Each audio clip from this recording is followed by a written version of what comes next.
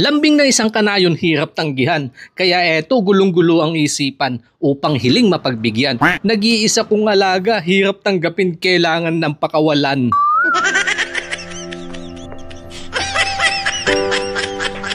Ganyan talaga ang buhay, minsan kailangan maghiwalay. Ito ang paraan kapag kumalam ang tiyan. Baboy namin sa pulo, sabi nga ni Idol Jennyville Callas, Langboy. Sa hiling naman ni Kanayong Obet Llorca, big shout out po, na ngayon palang matitikman. Kaso hindi ko alam kung saang lugar ito kilala. Pa-comment naman po below sa lutong ginataan. Kaya nagpiga ng nyug, hiwalay ang una sa pangalawang katas. Sibuyas, bawang, luya, unay ginisa mapag golden brown sa aroma. Lagay ng langka kasama ng pork cube sa lasa. Binudbuhan ng paminta. Patis pinaalatan, sunod ay kalawang gata. Palubog mapakuluan. Kumapit ang sangkap, inilagay na din ang pata. Sabay na sa palambutan. At kung mayroong ka din kinasasabikan, mga sangkap andito lang, baka pwedeng magawa ng paraan. Makalipas sila sandali, binalikan. Lagay na din ng munggo at yung kakang gata pang in-in na sabaw. May munggo kaya ang palaya na isipan dahon nakasabay. Agad na hinango, madampian lang ng sabaw. Sausawan inayos para mayroong kaunting anghang. Dahil sa hapunan, eto din ang ulam ng mga baby kanayon. Ayos na lamesa, lapit sa Diyos Ama. Ginataang langboy sa version ni Kanayon, ngayon lang matitikman.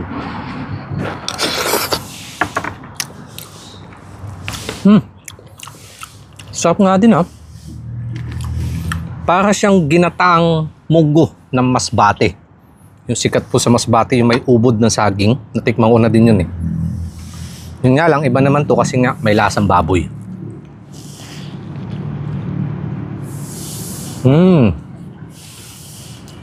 Sarap. Tamis ng gata. May kaunting paito itong dahon ng ampalaya. Parang upgraded siya na ginataang munggo. Ito po yung pataw.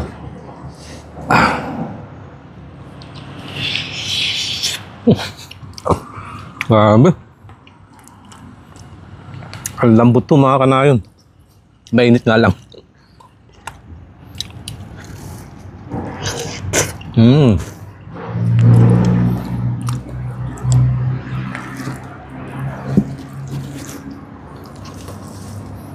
Sarap.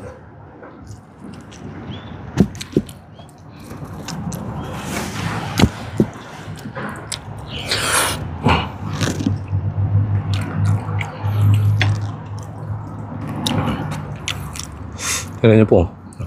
Pwede nang pisatin lang yung balat. Sobrang lambot. Para ng marshmallow.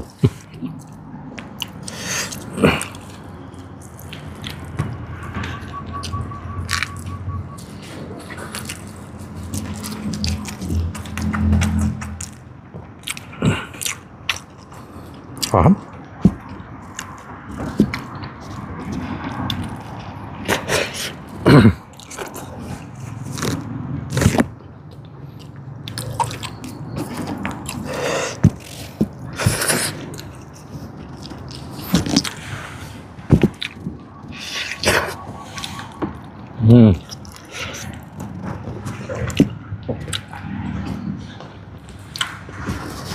Sulit naman po palang kinahinatnan nung nag-iisa kong alagang baboy.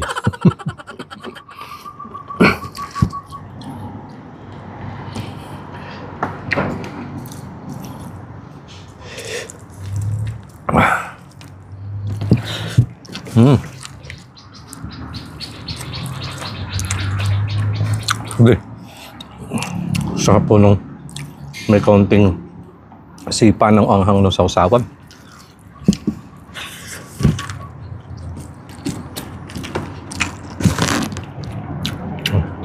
Tiyang, magugustuhan mo ito ng aking mag-iina mamaya.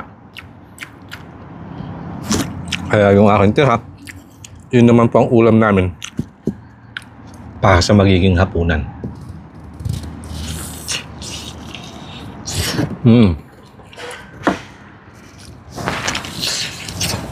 Lambot.